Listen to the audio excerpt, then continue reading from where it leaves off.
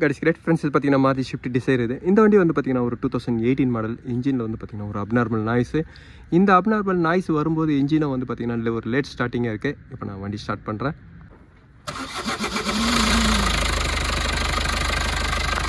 Friends, இன்ஜினோட noise பாருங்கள். லைட்டாக ஆக்சிலேட்டர் கொடுங்க. ஆக்சிலேட்டர் லைட்டாக கொடுங்க.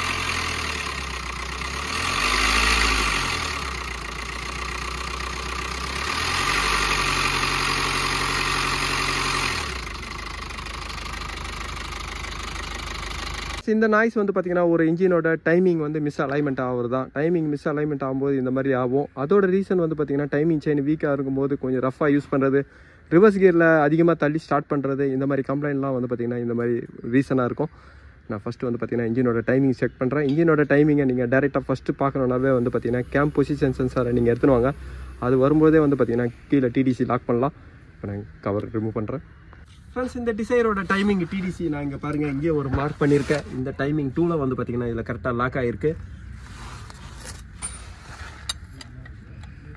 இப்போ இன்ஜின் பார்த்தீங்கன்னா ரொட்டேஷன் ஆகல, கிராங்க் ஷாஃப்ட்டில் கரெக்டாக லாக் பண்ணியிருக்கேன். இப்போ மேலே கேம் எவ்வளோ தூரம் மாறி இருக்குது பாருங்கள்.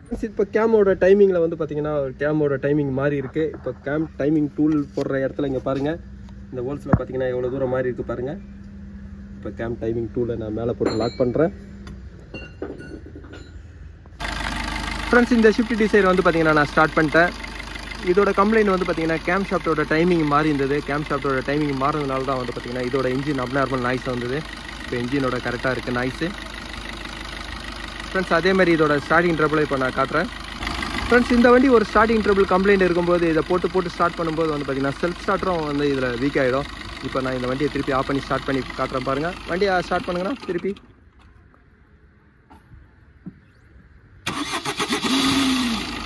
ஃப்ரெண்ட்ஸ், இதோட ஸ்டார்டிங் ட்ரபிள் சரியாயிடுச்சு.